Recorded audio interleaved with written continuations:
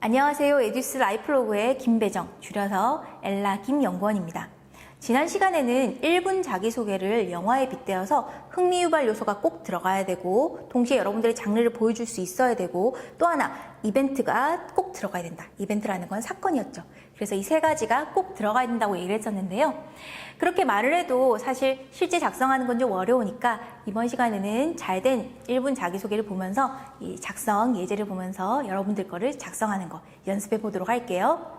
자, 바로 가상 캐릭터부터 지정을 해보도록 하겠습니다. 첫 번째, 저를 가지고 지정을 한번 해볼게요. 지원하는 분야는 생산관리 부분을 지원하고요. 그리고 내가 보여주고자 싶어하는, 내가 보여주고 싶고 내가 강조하고 싶은 역량은 이렇게 뽑아봤습니다. 분명히 생산관리라고 하면은 문제 상황이 나타날 수가 있으니까 위기 대처 능력이 필요할 거라고 생각이 돼요. 그래서 그거 보여주고 싶고요. 나의 도전성, 그리고 책임감, 친화력, 긍정적인 삶의 자세, 이런 태도를 보여주고 싶어요. 그럼 관련된 경험, 우선 돌잔치 MC를 진행했는데 그때 갑자기 물건이 소진됐는데 그 물건을 구하기 위해서 빨리 구해가지고 원활하게 진행을 이끌어낸 경험이 있습니다. 그리고 뭔가 리더십과 관련해서 책임감이나 도전정신, 친화력 이런 걸 강조하기 위해서 개인주의가 팽배했던 단과대학에서 학생회 회장을 하면서 땡땡대학의 단합을 이끌었던 경험도 있어요. 그리고 친화력 이런 걸 좀 더 강조하기 위해서 알바를 했던 경험도 하나 넣어볼게요. 패밀리 레스토랑에 근무해서 이때 진상 고객들이 많이 있었는데 이들을 설득해서 단골 손님으로도 만들었던 경험, 이게 있다고 쳐볼게요. 자, 그러면 선정은 끝났으니까 이걸 가지고 적절하게 구성해 보도록 하겠습니다. 1분 자기소개 예제입니다. 언제나 어디서나 발빠른 대처를 할 수 있는 생산관리 부분에 지원한 엘라김입니다. 돌잔치 행사 진행 시 그때 MC 아르바이트 시에 갑자기 소진된 물품을 1시간 만에 구입하여 무사히 행사를 마친 것처럼 어떠한 상황에서도 빠른 대처가 습관이 되어 있습니다. 또한 대학교 입학 후에 학생회 및 학회회장, 패밀리 레스토랑에 근무하며 친화력을 키웠습니다. 다양한 경험과 도전 정신을 통해서 사물, 사람, 현상에 대해 판단하는 시야가 넓어졌고 사명감에 대해서도 느낄 수 있었습니다. 책 속의 진리도 중요하게 생각하지만 몸소 부딪혀 다양한 경험을 하여 깨닫는 것을 선호하여 책상에 앉아있는 것보다 발로 뛰는 것이 익숙한 저는 밝은 웃음으로 이곳 땡땡 내에서 가장 즐겁게 일하는 사원이 되겠습니다. 감사합니다. 라고 얘기를 했습니다. 자, 1분 자기소개 간단하게 요약했는데 정말 필요한 내용들이 들어가 있죠. 자, 보면요. 흥미 유발 요소 여기 안에 들어가 있었나요?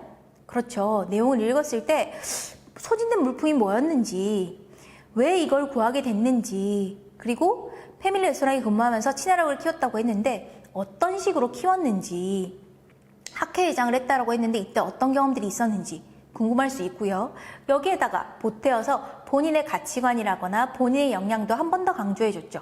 그래서 판단하는 시야가 넓어졌다고 했는데 어떻게 넓어졌는지, 그리고 본인이 느낀 사명감은 무엇인지, 책 속의 진리도 중요하다고 했는데 이렇게 발로 뛰는 걸 하면서 뭐를 느꼈는지, 이런 것들도 궁금하게 됐습니다. 그래서 흥미 유발 요소 제대로 들어가 있고요. 지금 밑줄 친 부분, 이런 부분을 보면은 주요 이벤트들도 나와 있죠. 그래서 면접관들로 하여금 질문할 거리를 던져줬다는 것도 알 수 있습니다. 그뿐만 아니죠. 본인이 어떤 사람이라는 것도 지금 알려주고 있죠.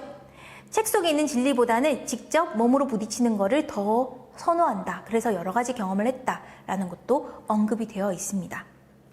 그래서 이 안에 보면은 성향과 역량 들어가 있고 주요 이벤트 들어가 있고 흥미 유발 요소가 다 들어가 있는데요. 근데 여기에서 보시면 어떤 방식으로 했는지 다 써 있어요? 안 써 있어요? 안 써 있죠. 아까 앞에 역량 부분에서 언급한 것들을 보면요. 이렇게 개인주의가 팽배했었는데 단합을 이끌어냈다. 그리고 소진된 물품에 대해서 이 원활한 진행을 이끌어냈다라고 했는데 이 방식에 대해서 사실 다 안 썼죠. 이런 얘기도 나중을 위해서 다 아껴놨습니다. 그래서 경험을 정리해주되 이벤트 위주로만 1분 자기소에 담으니까 절제의 미를 발휘해줘야 된다는 거. 필요한 부분은 이제 이벤트 위주로 넣고요. 나의 역량을 강조를 해주되 질문을 유도하는 방식으로 1분 자기소개를 정리해야 된다는 거. 다시 한번 알 수가 있었습니다. 물론 아무리 1분 자기소개를 준비를 잘한다고 한들 자기소개 한 다음에 그 내용에 대해서 질문이 안 나오고 다른 질문이 나올 수도 있어요.